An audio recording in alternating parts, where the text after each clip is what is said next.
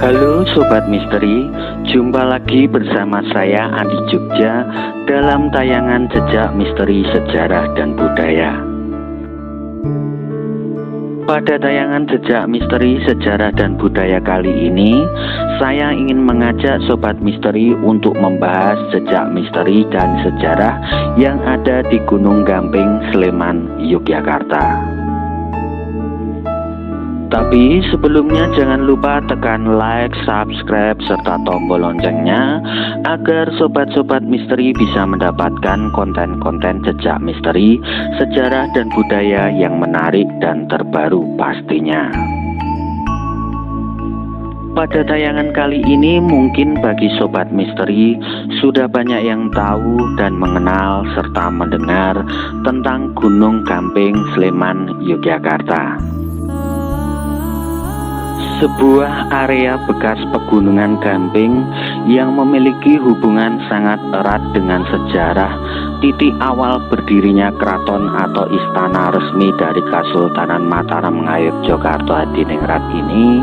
Lokasinya berada di Dusun Gamping Tengah, Ambar Ketawang, Gamping, Sleman, Yogyakarta. Kawasan cagar alam Gunung Gamping Yogyakarta yang berada di bawah naungan Balai Konservasi Sumber Daya Alam Yogyakarta ini, konon menurut cerita yang ada, pada zaman dahulu merupakan sebuah hamparan pegunungan batu putih yang biasa dikenal orang dengan nama Gunung Gamping. Sekarang hamparan pegunungan Gamping tersebut yang tersisa hanyalah sebuah bongkahan batu gamping besar dengan diameter sekitar 50 meter dan dengan ketinggian sekitar 10 meter saja. Meskipun luas area cagar alam Gunung Gamping ini hanya sekitar 1 hektar, tapi keberadaan cagar alam Gunung Gamping sebagai kawasan konservasi sangatlah penting. Salah satunya untuk mengetahui tentang sejarah titik awal berdirinya Keraton Kesultanan Mataram Ngayogyakarta Hadiningrat dan kehidupan masyarakat sekitar pada saat itu. Konon menurut cerita yang ada, dahulu pada tahun 1755 Masehi, setelah adanya perjanjian Giyanti atau Pilahan Nagari, batu-batu kapur atau batu gamping yang ada di pegunungan Gamping ini pun diambil dan digunakan sebagai bahan material untuk membangun Keraton Kesultanan Mataram Ngayogyakarta Hadiningrat. Pada zaman dahulu, sebelum berdirinya Keraton Kesultanan Mataram Ngayogyakarta Hadiningrat, pasca adanya perjanjian Giyanti, Pangeran Mangkubumi yang bergelarkan Sri Sultan Hamengkubuwono I pun bermukim sementara di Pasenggrahan Ambar Ketawang yang lokasinya berada di Gunung Gamping sejak tahun 1755 Masehi hingga tahun 1756 Masehi. Dari tempat inilah Pangeran Mangkubumi atau Sri Sultan Hamengkubuwono yang pertama memantau pembangunan Keraton Kesultanan Mataram Ngayogyakarta Hadiningrat.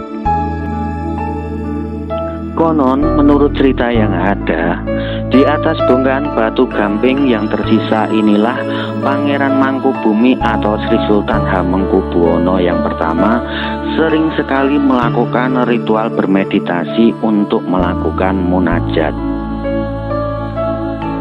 Dan di atas bongkahan batu gamping ini pun konon terdapat sebuah petilasan tempat duduknya Pangeran Mangkubumi atau Sri Sultan Hamengkubuwono yang pertama saat sedang melakukan ritual bertapa atau bermeditasi. Namun tidak sembarangan orang diperbolehkan untuk naik ke atas bongkahan batu gamping tersebut, dan hanya petugas kebersihan yang diperbolehkan naik ke atas untuk merawat serta membersihkan. Itu pun dilakukan harus dengan sepengetahuan dan seizin dari pihak Keraton Kasultanan Mataram Ngayogyakarta Hadiningrat. Konon, menurut cerita yang ada, dahulu pada saat pembangunan Keraton Kasultanan Mataram Ngayogyakarta Hadiningrat, para pengikut dan abdi dalam kinasih dari Pangeran Mangkubumi atau Sri Sultan Hamengkubuwono pertama pun ikut tinggal di pesanggeran Ambar Ketawang. Namun pada saat itu ada salah satu abdi dalam kinasih dari Pangeran Mangkubumi yang bernama Ki Wirasuta yang lebih memilih untuk tinggal di goa yang ada di Gunung Gamping. Dan karena Ki Wirasuta lebih memilih tinggal di goa yang ada di Gunung Gamping, maka Ki Wirasuta pun mendapatkan tugas untuk menjaga Gunung Gamping yang ada di Ambar Ketawang ini. Pada suatu hari terjadi sebuah musibah bencana besar yang telah menyebabkan Gunung Gamping mengalami longsor dan mengakibatkan Ki Wirasuta pun hilang terkena longsoran dari Gunung Gamping tersebut. Saat dilakukan evakuasi dan pencarian korban pun, jasad Ki Wirasuta tidak ditemukan juga. Jasad Ki Wirasuta pun hilang, tetapi masyarakat sekitar meyakini bahwa arwah Ki Wirasuta masih berada di Gunung Gamping karena beliau dikenal sebagai seorang pertapa yang sakti.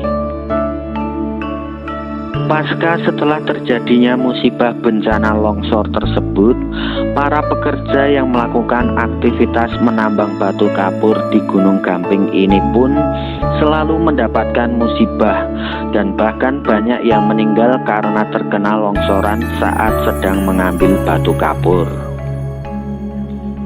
Musibah yang dialami oleh para penambang batu kapur tersebut diyakini dan dipercayai oleh masyarakat karena disebabkan oleh Ki Poleng dan Nyai Poleng, sosok sepasang genderuwo penunggu Gunung Gamping yang telah meminta tumbal 2 pasang pengantin setiap tahunnya.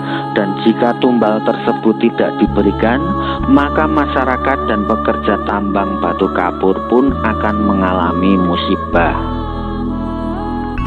Dan masalah tumbal 2 pasang pengantin yang membuat resah warga sekitar Gunung Gamping itu pun akhirnya sampai ke telinga Pangeran Mangkubumi atau Sri Sultan Hamengkubuwono yang pertama.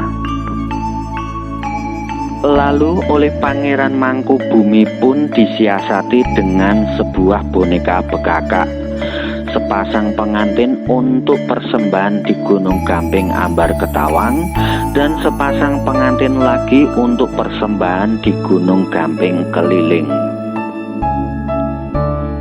Setelah adanya persembahan boneka bekakak tersebut, para penambang batu kapur dan masyarakat yang tinggal di sekitar Gunung Gamping pun tidak lagi mengalami musibah sampai sekarang. Dan akhirnya tradisi ritual persembahan boneka bekakak yang bertujuan untuk menolak bala itu pun sampai sekarang masih tetap dijaga serta dilestarikan oleh masyarakat Gamping, Sleman, Yogyakarta. Mari kita jaga warisan sejarah dan budaya leluhur ini agar kedepannya situs Gunung Gamping ini bisa tetap lestari dan bisa menjadi salah satu bukti dari sejarah peradaban bangsa ini. Karena sebuah bangsa yang besar tidak akan pernah bisa lepas dari sejarah dan budaya yang ada. Demikianlah kisah jejak misteri sejarah dan budaya yang ada di situs Gunung Gamping ini. Jangan lupa jika Sobat Misteri suka dengan tayangan seperti ini, bisa like, subscribe, share, dan tekan loncengnya agar tayangan jejak misteri sejarah dan budaya ini bisa berkembang. Percaya menapa mboten, sumangga terserah panjenengan.